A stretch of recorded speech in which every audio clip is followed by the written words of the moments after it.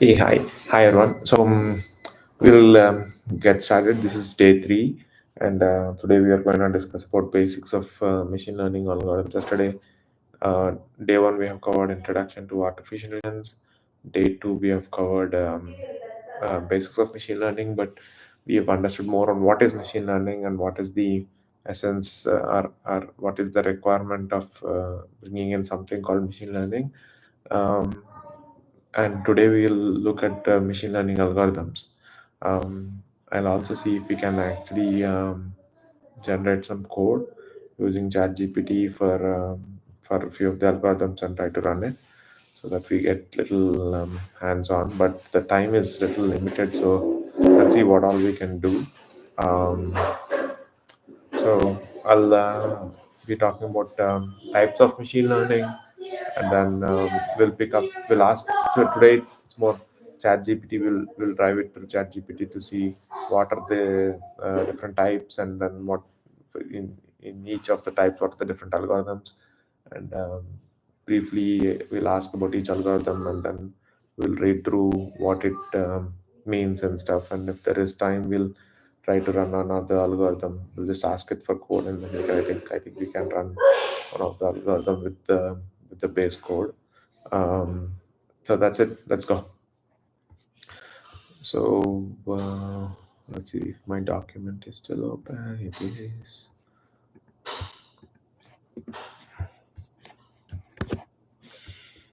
Presented the entire screen.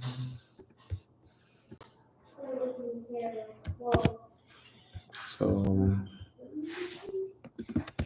what are different of machine learning?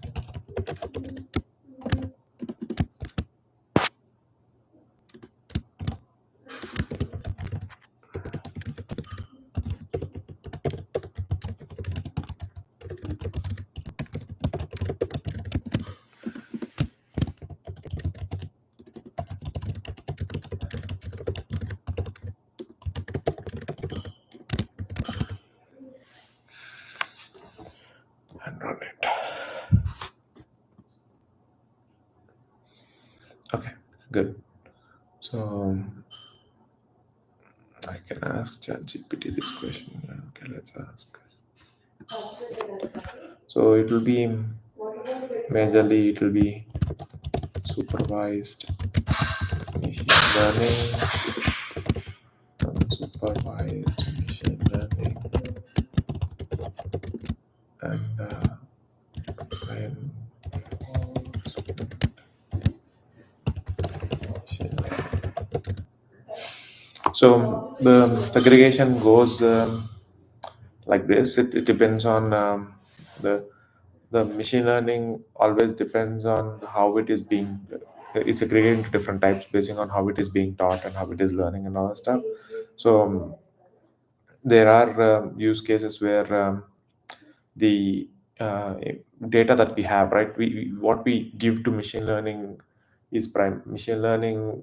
What we give it as input is data, and what it has, like the machine learning is called, what it has is algorithm, which is nothing but a model, and what it gives output is the inference. So the input what we provide for training, and the for and create an algorithm. But algorithm basing on this input will become model with so-called intelligence, and stuff.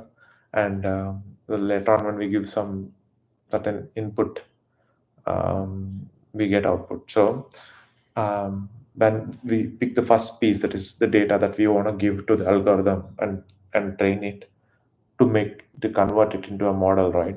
So this input data, we can actually put it classify into two types of what is possible, right? So um, it's certain data we have, information. People observe that, okay, we can provide certain data where I can actually have the information, um, which can also be classified as, um, what is the output of it. We know already what is the output of it for some of the information. We might not have extensive list of everything. For example, like the example that we were discussing yesterday, that is, we have a set of images of ducks, and we also know that they are ducks, right? So that is where you have certain images, and you also know what does these images mean, right? So when you have data like that, which can be given to the algorithm, which can be converted to a model and stuff, so that it can predict an unknown image later point of time, then that is called supervised learning. That is, you have supervised learning. Machine learning is nothing but the whole machine learning. Machine learning works on basing on training on certain data, and that data is already having, we know already what the data is and what does it infer. Okay, like set of images, and they are ducks, or you have set of images which says which classifies these are different plants. uh, like that, we have the input data, and also we have the output response for certain, not extent, as I said, if it is extensive, if you have all possible plants pictures and then their names, on the whole universe, something like that, then you are like, you don't need machine learning there. It's actually um, it's a normal application, right? It's a normal program which can actually which can actually compare the images. When you take an image, compare the image efficiently, and then give us. um, but whereas in machine learning, it's as we discussed yesterday, it's more about taking an unknown um input, which exactly might not be there previously, but still we should be able to predict an output within, sorry guys, with a certain probability, right? So you give an image of some animal, and it would predict saying it is duck or not a duck with certain probability, basing on the previous experience of looking at that. That's exactly what humans do, right? Humans identify things, that something is a door, something is a fan, something is balloon, or whatever, basing on their experience of previously looking at those things, and somebody would have told, or they would have read or something, saying, okay, this is called a fan, this is called a balloon, this is called a door, this is called a window, and all this, right? So that's how supervised machine learning would work. Coming to unsupervised machine learning, as the word says, um, unsupervised is where we have input data, uh, but the input data doesn't actually have this actual inference. So that means you have the set of images given to you, but it does is not, they call labeling. It's not labeled on what image is what. Like, you have a set of all fruits, but they are not labeled saying, okay, these are apples, these are oranges, these are pears, these are strawberry, this is grapes, or whatever it is. It is not labeled as what image is what. So it's like, people don't have that data. The data is generated somewhere, where like, maybe they were randomly going through some food store, and they were actually taking pictures of everything. But what they forgot is, when they're taking pictures, they forgot to, or after, when they store those images in some memory, they have not given it a name, proper naming. They were actually calling it everything as fruit one, fruit one, fruit two, fruit kind of stuff. So everything is fruit.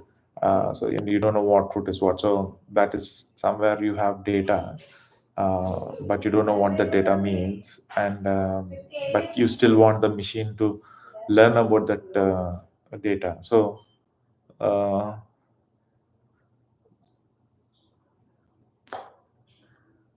so what happens is, learning about the data. When we say learning about the data, the machine can, as I said, it's about, intelligence is about looking at the data, understanding the data, and analyzing the data, and then getting an ability to, excuse, getting an ability to predict. That's what. intelligence is, right? So machine can look at those unclassified text or images or speech or whatever. It can try to understand them. When I say understand, it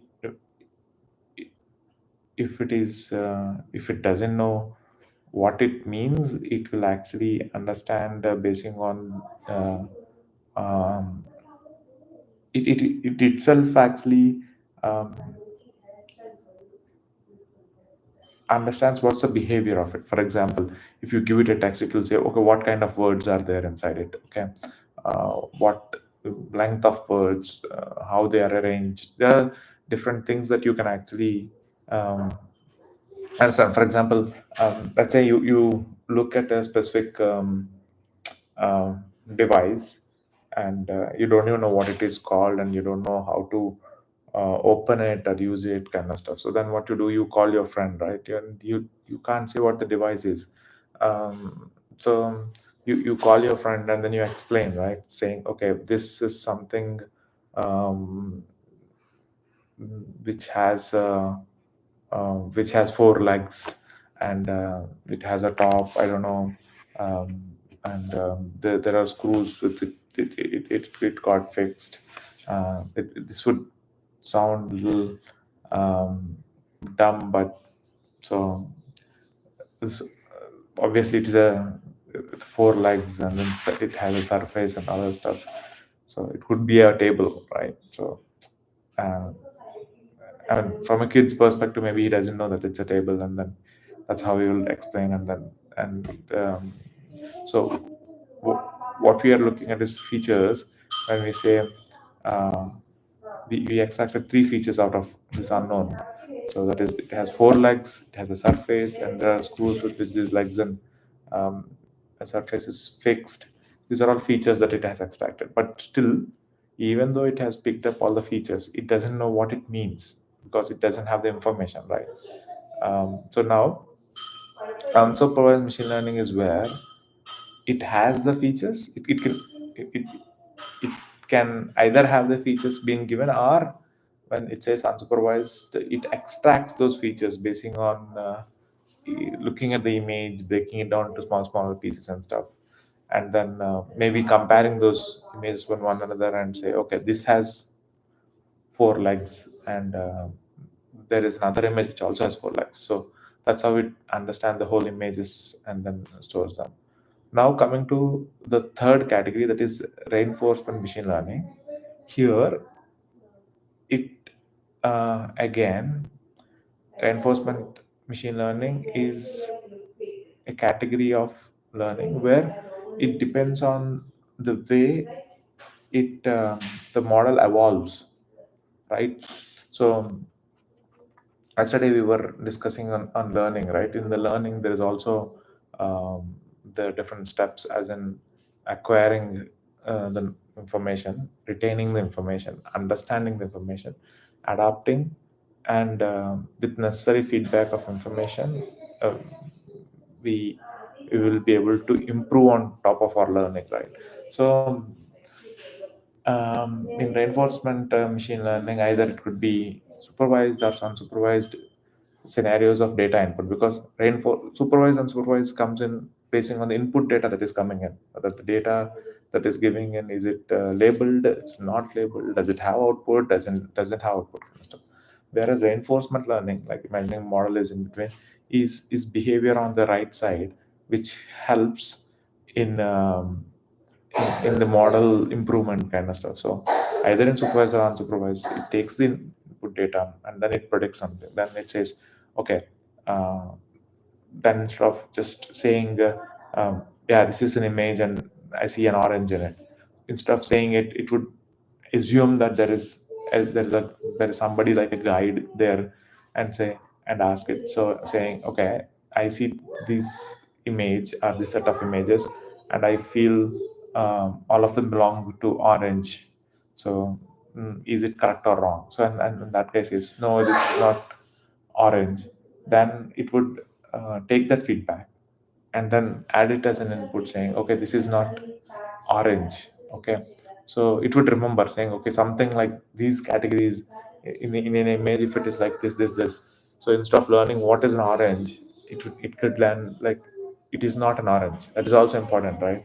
So that the possibilities are it could be something of the remaining kind of stuff. So what it would do is anything with that features of this image, it would if it is already there in orange, it will pull out of orange. That is one learning.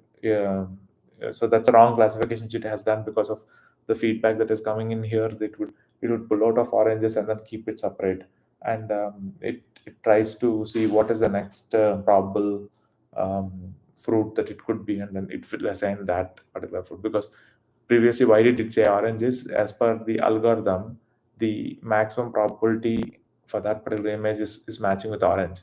That's the reason it said orange. But what it does is it will relearn, it will design the algorithm in a way that it actually shifts its um, overall output towards something else, right? So that's how it will tweak, and then it will try to predict it again. Then it'll ask again, is this an apple? And if the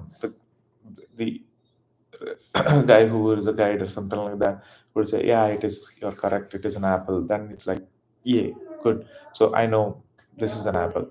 So now there are two things it would do is it knows that this is an apple, and it also knows there are, out of the whole images, how many of them are similar to this, and it would actually try to classify or confidently say, okay, these are all apples. Even though it knows all of them are apples, it would in turn ask in reinforcement learning, it will take feedback on what it means, and basing on the feedback, it will keep evolving, and that goes in a iterative process until the data is completely classified with certain output in an efficient way. That's reinforcement machine learning. So reinforcement machine learning primarily works on the feedback kind of stuff. The feedback could be classified. It need not necessarily be a human feedback, where machine literally shows an image on the screen and says, "Is it an orange?" And the human clicks on yes, no kind of stuff. It need not necessarily be human. It could be um, latest techniques. It could also be another model. Um, which could actually classify and say, for example, um, uh, there's another model which knows about fruits, um, but reinforcement learning has been given images of everything, where it could be fruits, it could be plants, or anything. Then the other model can also give a feedback, right? This model takes the images that are coming in, and it will process it, and then basing on the knowledge it has about different kinds, it would segregate them, and say this is a fruit. Firstly, as I said, always the raw data and feature one on top of it, because feature one could be like, okay, this has leaves, this has a stem, this is round in shape, and it has some kind of um, um, a, a holder, like an apple has the thing right on top of it. So um, it can extract those small features here. It is of red color, it is of green color, and all that stuff. And on top of it, it will say, okay, all the ones which are having leaves, all the ones which are red in color, all the ones which are round, those could be on the third layer. And the fourth layer could be, okay, all um, more aggregation, like all the green with stems, all the red circular, like that. And on top of it, it might say, basing on its knowledge, saying all these appear similar to maybe plants, these are fruits, something like that. So once that is done, maybe it will, in the fruits, it could still apply, saying it has these are apples or something like that. And then after building all those layers, it will then ask the guy whether it is right, is it a plant, and is it this particular plant kind of stuff. And then it will take feedback, and then again come back here, and then this time actually it will say, um, it will to look at the path where it reached uh, plants. For example, it would have said, okay, everything green, and everything of this size is actually a plant. But everything green, not necessarily of irrespective of the shape, uh, can't be a plant. So if it would learn saying, okay, this particular thing is not a plant, that means the features of this is it is green, but actually it is in a, it's in a circular shape. So and it doesn't have leaves. Those are the features of this one. So for that, it can't be plants. So all those variants which has those features will be moved away from plants, and then it'll either be kept as unclassified, or if it knows which is this next most closest, like a fruit, right? So it could be a green apple, something like that. So it will try to move it there, and then again try to learn from it. So that's the iterative way of learning, and that comes under reinforcement machine learning. So so input, model, output. The supervised learning is it the input where it actually says the input data for training. So training level classification is supervised, unsupervised, as well as um, during training, output prediction level training is more on prediction level. Feedback based classification is called reinforcement learning. This is what these three are not actually categories of the same segment, but they are different kinds of approaches to machine learning kind of stuff. I think that is very good understanding of supervised, unsupervised, and reinforcement machine learning. Now let's go pick up three algorithms in each and explain them. Supervised learning. Let's ask ChatGPT on what is the top three algorithms for what are the top three algorithms in supervised.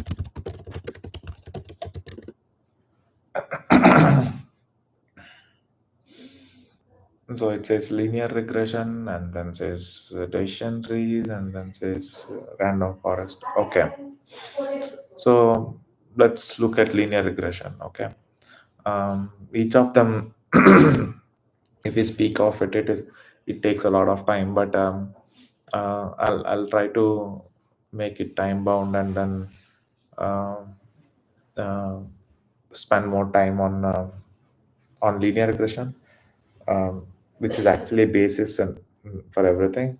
Um, when I say everything, there are a lot of models that have evolved on the similar algorithm and how it works, and also it goes like this. So the algorithm or the approach to build that model could vary, but the way we deal with training the algorithm to to make the algorithm understand the data and to adapt to it.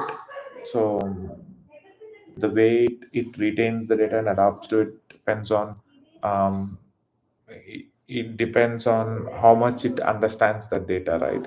How much it aligns with the data and stuff, right? So that process of it, so picking up an algorithm, and there are pieces where it retains the data and adapts to the data and stuff, is actually similar process irrespective of the algorithms. I would not say for everything, but majority of them fall in that line. So once you understand one algorithm, the you can actually have a thinking where even though the algorithm name changes, the approach to build an algorithm is somewhat in a similar lines is what it is.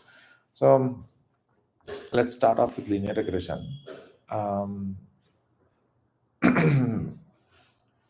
Before I go to linear regression as part of machine learning, linear regression is nothing but, as I said again, a machine algorithm. When given input data, the algorithm understands it takes the information, it understands what is there in the information, and it analyzes on top of it on what information, basing on the information that is provided it forms those layers like, okay, feature 1, feature 2, feature 3, feature 4. How are the features intercorrelated to each other?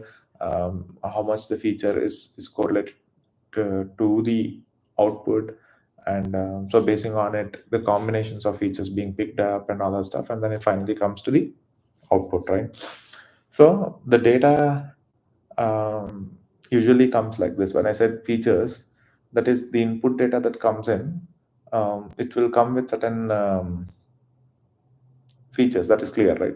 So the input data, uh, either it could come with certain features, or the model that we pick up should be smart enough to understand what kind of feature, how it can classify it and extract certain features out of it, basing on maybe if it is text, each word can actually become a feature. If it is an image, each pixel can be a feature. If it's an audio, each sound within it will become a feature. If it's uh,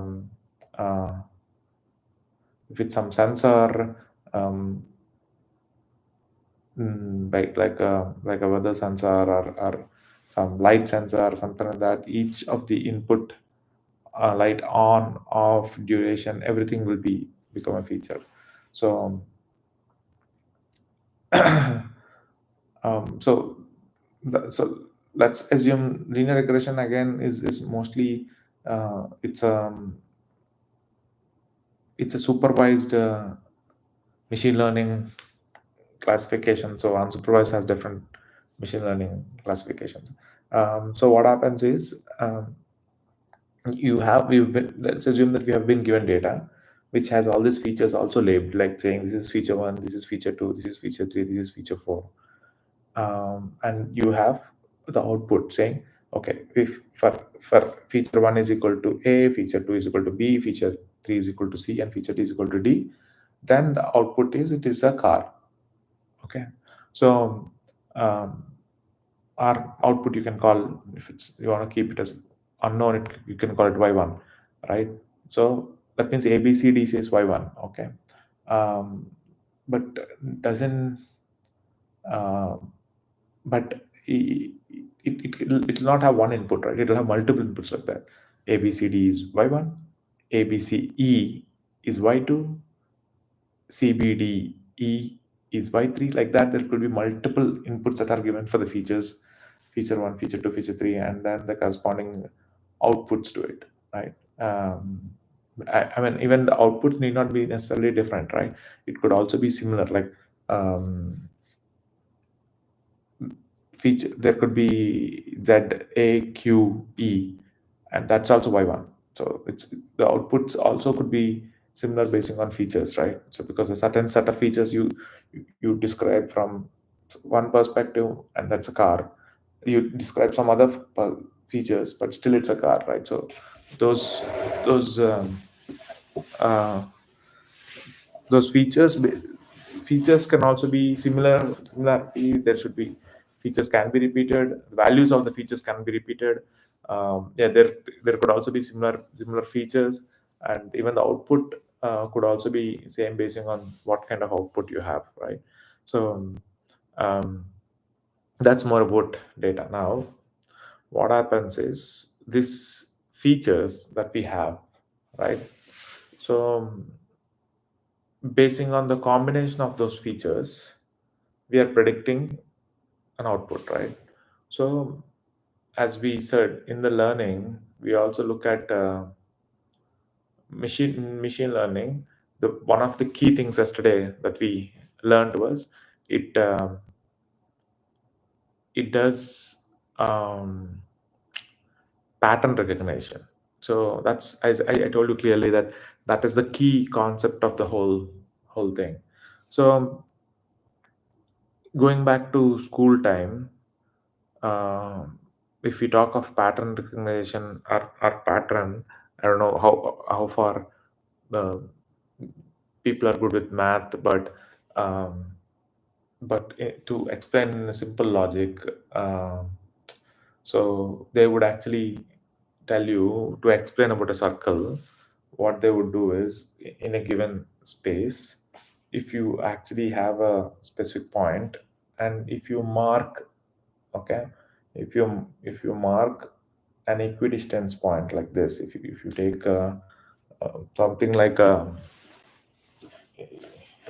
maybe use this bottle, and if you take, let's say this is the center, and then if you mark a point like here, right, x, and you mark all possible points which are at the same distance from this, right, so those will become all this, these are all the points, right, possible points.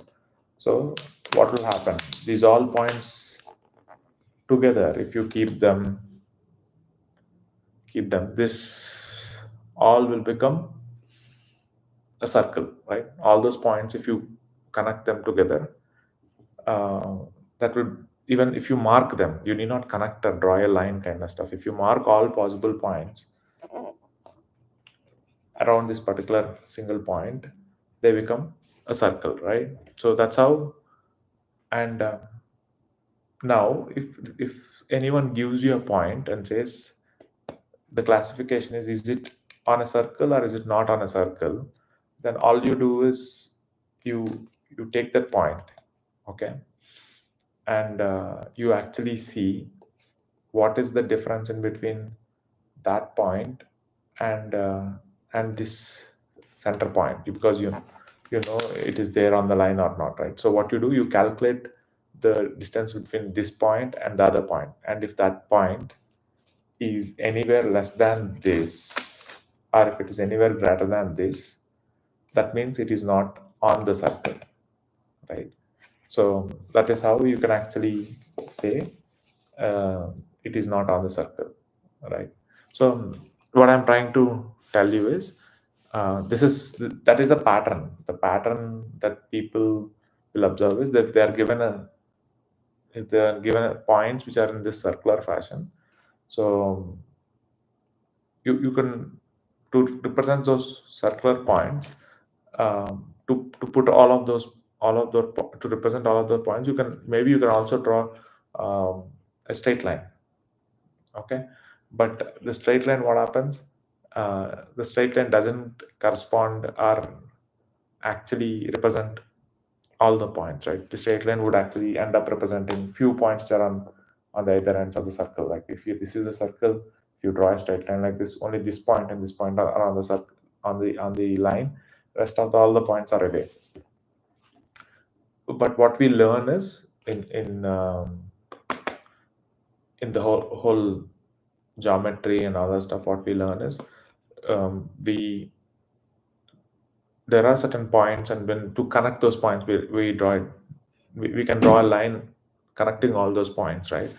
And for that line, we can find out an equation, right? For example, for circle, we have all the points which are equidistant from this, right? And for all those points, we can actually find out an equation for a circle. Similarly, for us, there are certain points like this, different points that are there in a straight line. Then you can draw a line. Once you draw a line across all these points, you can actually find out an equation for this straight line. Similarly, if there are multiple points which are distributed, something like this, right? You can actually put all those points and then find out an equation. To complicate it, you can also, and why do you find out, like, if there are certain points like this, why do you find out uh, why do you find out, and when you find out an equation, if you closely look at it, for a straight line, even for a straight line, if there are some points, if you put it on a straight line, it need not necessarily has all the points, right? Agree. So but we, basing on the our 3 or 4 points that we have, like we have 114488, basing on 114488, we draw a line, correct? But do we have all the points on the line? No. But we are saying, basing on these 3 points that we have, the remaining points that are there could also be on straight line. That's a pattern, right? Need not necessarily be, because it could be like 1 1 4 4 8 8, and then the next points could be, it could come down, right? Like, um, for example, 16 4, and then, like, I'm sorry, if I take an x coordinate and y coordinate, which you guys are always familiar with, right? The x is here and the y is like this. So when I say 1 1 is x is 1 and y is 1 is here, right? And then x is 4 and y is 4 is like this. And then you have x is 8 and y is 8 is like this. So we, basing on these 3 points that are there, obviously what we think of is, oh yeah, this is a straight line, right? And we draw a line like this, and then we assume that any other points that are coming in would be also on the same line, because that's the pattern in which it is going. So we are not, we are looking at a pattern on how those 3 points are, and then we are trying to see that maybe the outputs, all points are on the same line, kind of stuff, right? So that's pattern recognition, right? Some extent. So basing on certain points, we derive an equation, but need not necessarily say that we can't say that everything will fall on that line, right?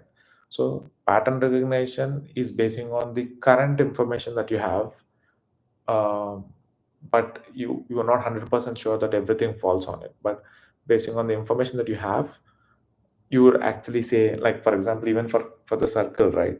You don't know the center point here, and you don't know this distance, because if you know the center point, you know the distance, you can actually draw a circle.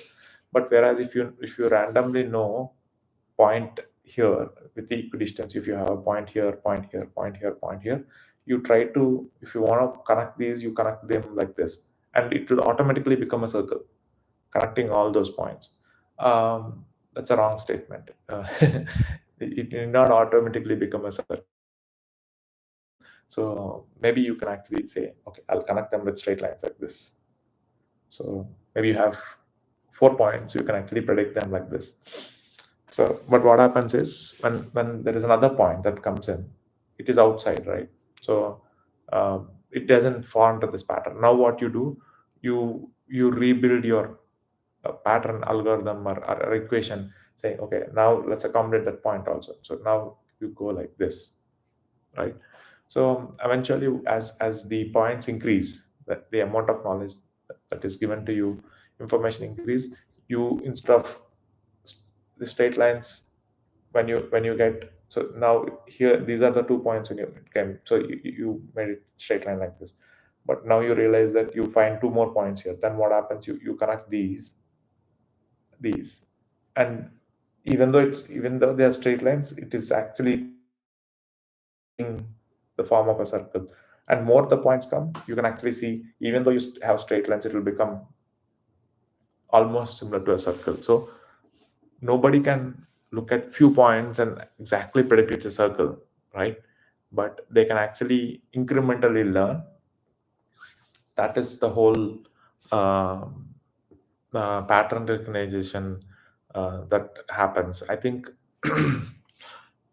Whatever I've explained, I'm not sure um, how far it connects to your understanding. But if it's not, don't rely on exactly what I'm explaining, but try to grasp the essence of the whole pattern recognition, because the pattern recognition is the key concept underlying the complete machine learning um, kind of stuff. So coming back to linear regression, in linear regression, what happens is, um, we have those points that are there. Let's assume, uh, I mean, where I said x and y. So that's like, x is one feature that is given in. Basing on that feature, you try to predict it. That's fine. But reality is, you don't have x, right? You have x1. You have like this x1, then you have x2, and then you have x3. So it's multi-dimensional. You have multiple points, and then there is some kind of correlation between all of them. X1, x2, x3 could be, there could be not necessarily there should be, but there could be. That's one thing. And then there is also, all of them together, there is a correlation with y. That's what is the pattern recognition that we want to find out, right? So our primary objective is to find out pattern recognition between all these different x that we have, and in different dimensions, and how are these connecting, like x1 is here, this point, x2 is here, so x1 and x2 together are here, and that's correspond to certain y. I'm not sure how far this is visible, but basing on x1 x2 there is some y, but it need not necessarily be like x1 plus x2, and both of them are equivalent to y.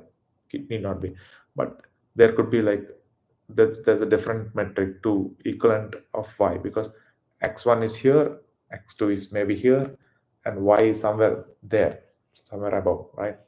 So to equate x1 to x2 to y, to equate this, or to frame, there should be an equation which will actually say, okay, um, I can't directly say x1 plus x2 is equal to y. That's impossible because that may not be correct, right? So, but in order to make it equivalent to y, what can I do is, maybe I'll say w1 x1. So that means instead of x1, if it is this small, right, x1, I'll make it w1 x1, right? Certain, you will multiply certain weight to bring it closer to y, and then I'll have w2 x2. I'll give certain weight to x2, and then instead of here, I'll increase it here.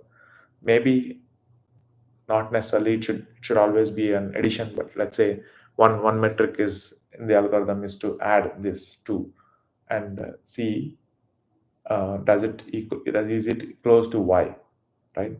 So what happened, w1 x1, which is small like this, you multiplied it and made it more closer to y, which is on this. W2, sorry, x2, you multiply with w2, so it comes much closer to y, which is maybe beyond. So combining these two, do you get y? But I took specific x1 x2 and then tried to bring y, but the question is, x1 has multiple values, right? X1 is not just one value, it could be of different sizes, different values that are there in x1, different x1, and there are different values in x2, like different x1. So for two of them, you say, okay, for this x1 x2 one he has given in a tabular format, what will happen is he'll say x1 x2, this is value a b, then y1, and c d y2. So what happens in the pattern recognition, you go and say, okay, w1a plus w2b is equal to y1, and it is successful. But that's not what we want to achieve, because you can't, when you say pattern recognition classifies with every possible x1 with every possible x2. How do you derive the y1 y2 y3 y4, right? So you can't actually say w1a1 plus w1a2 b2 b is equal to y1. Is You can't write, you can't create pattern for one row. You should actually accommodate a pattern which actually satisfies all of the row. That means it can say ab is y1, cd is y2, de is y3. All of them together should be accommodated into one line. So what will happen is, you start writing, maybe to make it less complicated, what we usually do is we bring x2 and x1, all the x points, into one particular dimension. So when I say one particular dimension, it's nothing but very simple. So this is y, this is x1 x2, x1 is x1, this is x1, this is x2. Let's say x2 features also, I'll put them onto this layer like this. So both of them are on the same plane. So when you look at it, I need not look at different dimensions like this x1, x2, x3, or something like that. So I'll bring everything, I'll project them to one single plane. If you can't understand, it's okay. But what I'm saying is, I'll bring them all those points in space into one single x. Instead of calling x1, x2, x3 separately, I'll make them x and then put them on one plane. Now once I put them onto one plane, I can actually correlate between those points, and y, right? And basing on that, I'll draw a line. Maybe all of them are on straight line. Okay, all of them are closer to a straight line. Then I'll draw a straight line between them, and then actually I'll see for each given x, I'll try to predict y. Y is nothing but, when I say a line as my equation or pattern, the y point of each x that is there, x is here, it's not on the line, because we were using an equation, we are assuming saying, if we draw a line, all of the points are very close to the line or it's on the line. So we are picking up that as our algorithm. So drawing line, it's nothing but an algorithm that we think is would be mapping x to y, but it need not necessarily be. Then you see the line is not working out. Then you go for different equation. So line is nothing but, if you look at it, it's an equation, right? Y equal to mx plus c. That's a line. Okay. So you try to see, does this equation satisfy or predict your y value properly or closely? It doesn't. The points are a little more complicated. They're in different shape. So then you pick up another equation, right? You can pick up something like maybe x1 square plus x2 square, or x square m into x square plus c. Okay, that's not a straight line. That's different shape, right? So, and then now you see, is this mx square plus c, is it predicting properly? Like that, you can have a number of equations, and basing on each equation, you try to see how much the pattern recognition is nothing but set of x's to y, which is the equation that will actually help in predicting the given set of x's to y, right? That's a whole pattern recognition works, right? So finding out that equations is what is the whole machine learning algorithms. In linear regression, what we do is we find these equations, and then we put our, so as we discussed yesterday, we can't assume that we have extensive set of data. So we take certain amount of data, which out of what we have, we call it a training data, and the remaining test data, that is unknown data. So we at least we know that, but we think and assume that it is unknown, and we first build we try to recognize a pattern, which is nothing but creating an equation which actually accommodates all the x to predict y. I think this point is clear for everyone from my last 15-20 minutes of explanation. I'm supposed to complete it in 5 minutes, but I took more time to explain all that because that's the core concept of the whole machine learning pattern recognition, which will in turn be converted into a that equation, and that equation is nothing but the algorithm, and that algorithm is nothing but the model, and that model is nothing but our overall machine learning output, and that output, its behavior is nothing but the output's exhibited behavior is classified as intelligence, and that model being run on a machine is called is the way we look at it, to exhibit that model running on a machine exhibiting intelligence is called artificial intelligence. um, I think if you connect this day one, day two, day three together, that's where you can actually see the big picture of artificial intelligence. um, mm, so linear when coming back to linear regression, it is nothing but it is your identifying um, given set of x points and y points. If you identify uh, an equation which actually aligns with the pattern that is there of the points as closely as possible, then that equation will be taken as your machine learning, as the algorithm which helps in predicting y, which is nothing but the model, and if a future point comes in, we will assume that the future point is on that particular line, or a circle, or some kind of, that equation could be of some form, right? It could be a continuous line also, like that, right? So when a future point comes in, we assume that that point is on that line. Is that the right thing? It may or may not be, but that is what the pattern says, because all the 10 points that they have given me, all of the 10 points are on the straight line, either on the straight line, or very close to the particular straight line. So I draw a straight line. My assumption is tomorrow when he gives me x as 7, then basing on, because I have 114488, so my when they give x as 7, my prediction will be y is 7, right? Because what I see the pattern is all of them are a straight line, so the future points are coming in there. They could also be in straight line. Is it the right thing? Again, we don't know. We are just looking at pattern, and then we're resuming basing on the pattern. This is what it is. Like the way humans also does the same thing, right?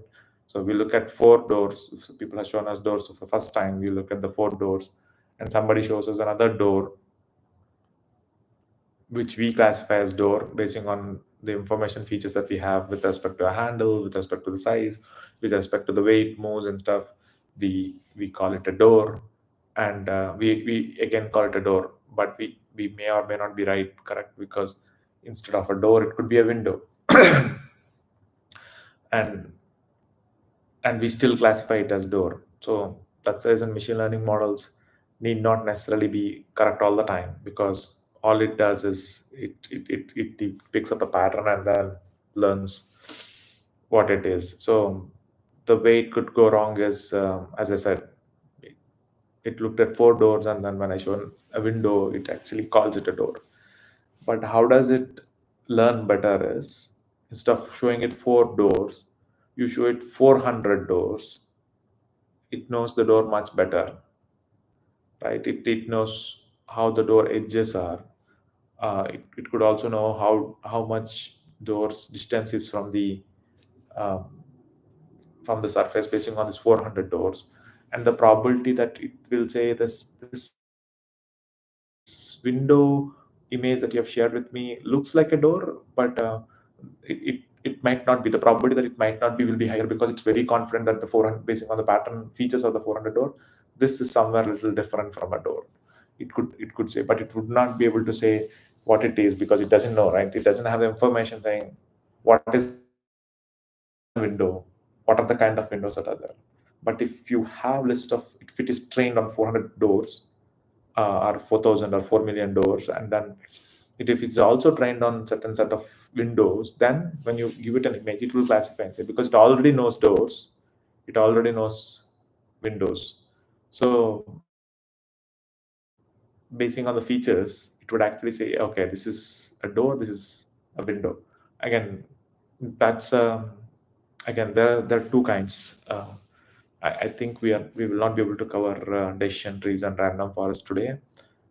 We are with linear regression, but the word regression, and the examples that we're talking, both are not same. So that's a mistake.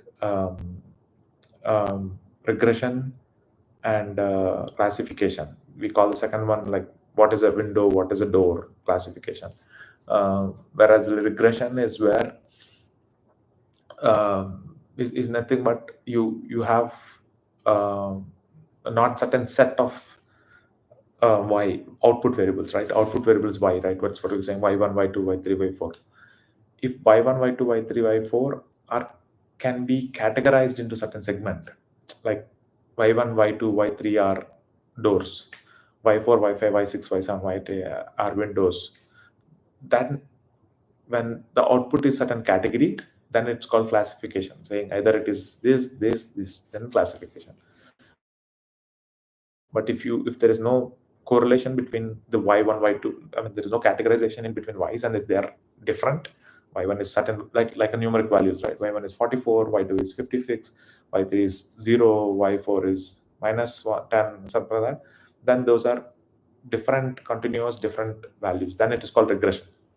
Okay, so basing on the output, you can call it as regression or classification. Those are two types, and basing on the output, you have different algorithms. For example, for regression problems, you have linear regression.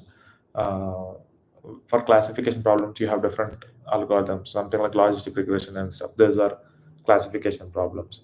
I think we are out of time. Uh, yes, we are close to out of time. So um, let's wrap it up for today. And we'll continue decision trees and so even linear regression is not completely done. Uh,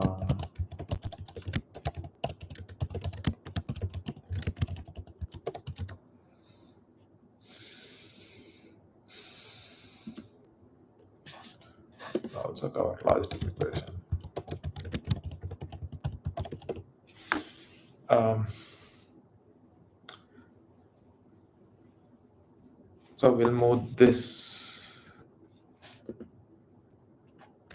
to day 4. Okay, I actually should move the whole of this to day 4.